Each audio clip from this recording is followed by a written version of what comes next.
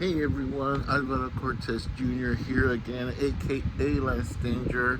Wanted to pop in real quick to do another video as Luna jumps into the fray.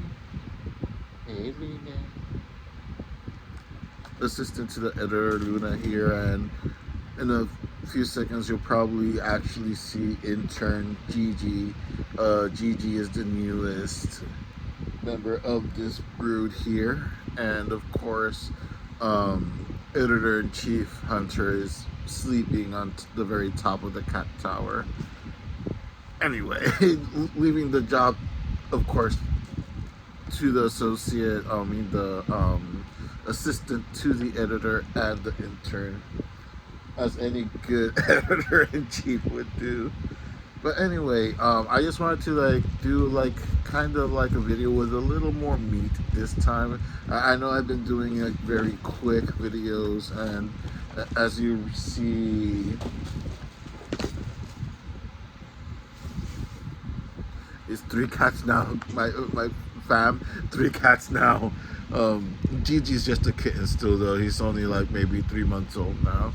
He was a kitten that we decided to foster because he was about to be pretty much abandoned, and we decided to foster him until we could find a place to either to put into a shelter or find someone to take him. But he actually grew very attached to Hunter, and we did not expect that Hunter actually started acting very fatherly towards him. Like they're both ginger cats, so I guess their ginger energy kind of synchronized. And even though Hunter is a little more chill, Gigi is chaotic ginger cat energy.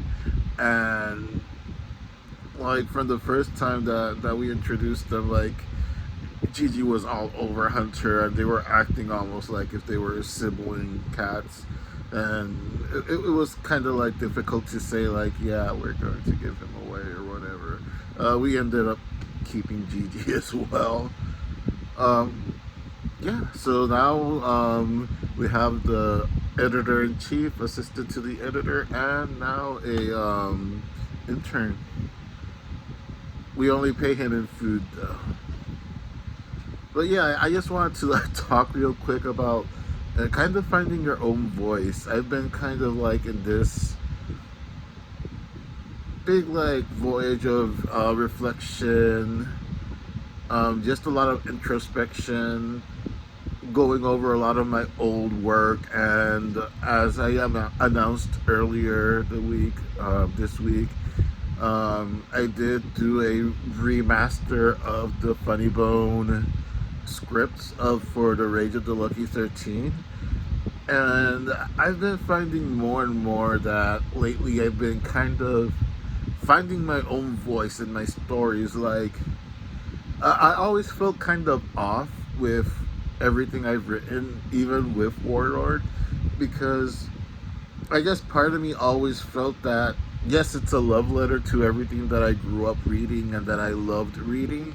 But at the same time, up to what points do you keep kind of like expressing your voice, directing love towards something, and you don't use like your own voice? And I don't know if I'm like expressing it correctly right or here. It's like it sounded a lot like the things that I loved, but it didn't necessarily project my voice through the story, or at least the story that I wanted to tell. And with Funny Bone, I did kind of find myself that I restrained a lot of the original elements that I wanted to put in it, and I kind of like self-censored in a way.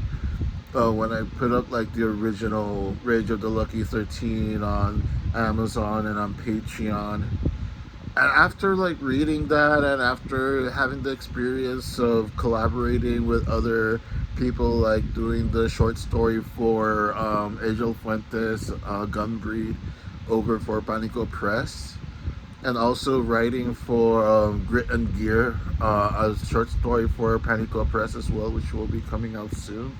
Quick plug. And I know, again, just working on the Warlord remasters as well.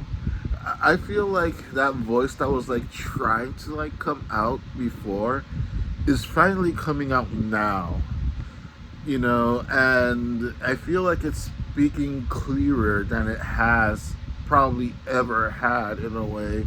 And as a result, it feels like I feel like my writing is getting better, and I'm starting to get to the point where I'm like, yeah, I feel like this is my story that I'm writing, compared to like writing the story that I think I wanted to write, or the story I thought that I probably wanted to read when I was younger. Not that there's anything wrong with that, but again, like personally, I always felt like there was something that was like I needed to like get over like some kind of obstacle or hump in a way, because I always felt like the story was there. It was clear enough for people to actually even enjoy it.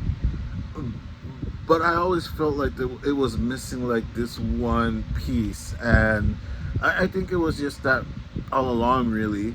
Like, I read the first few chapters of the webcomic, and I read the script for the remaster, which, again, if you guys don't know, like context for anyone that hasn't been around in the channel or hasn't been around in a while back I had decided to do from scratch my webcomic Fred Peterson, the Mighty Warlord, mostly because the original files were corrupted or I've lost them in time.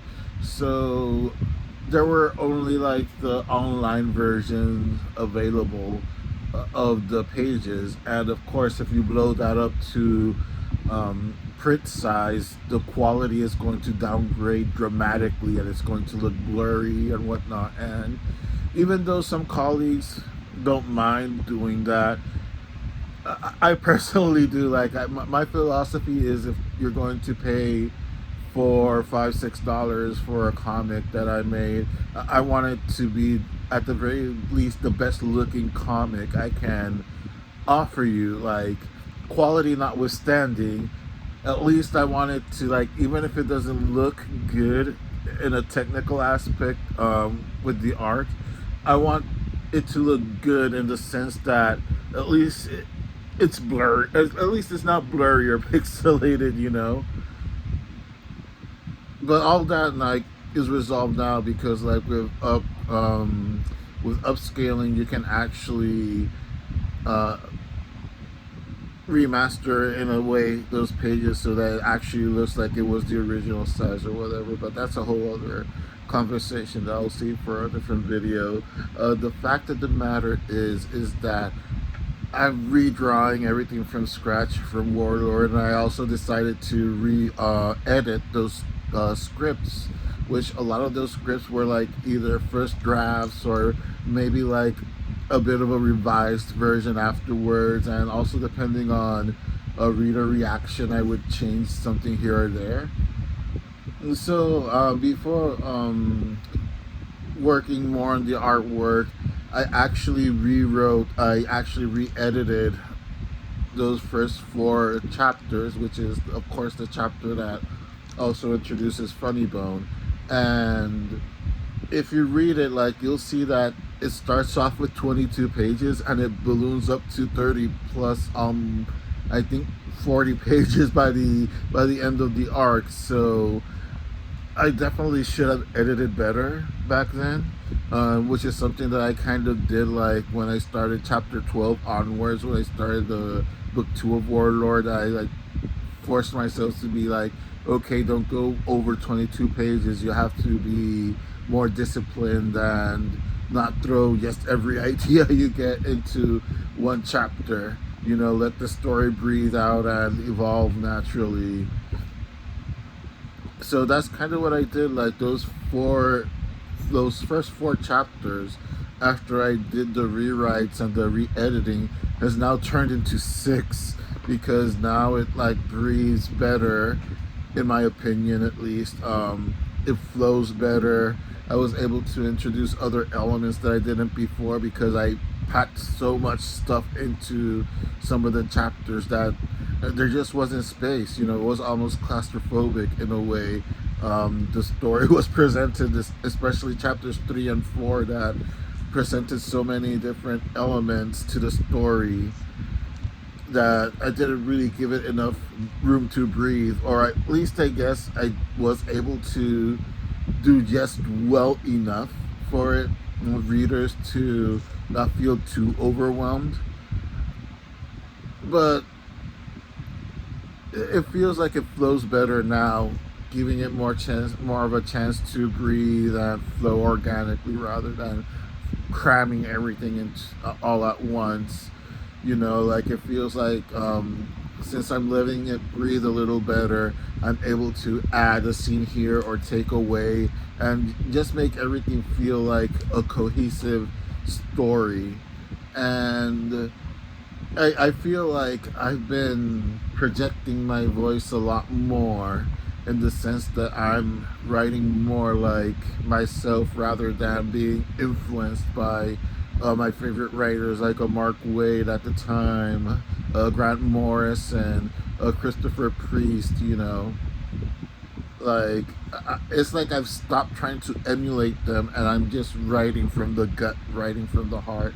And it's a weird sensation, but at the same time, it feels very good to do that.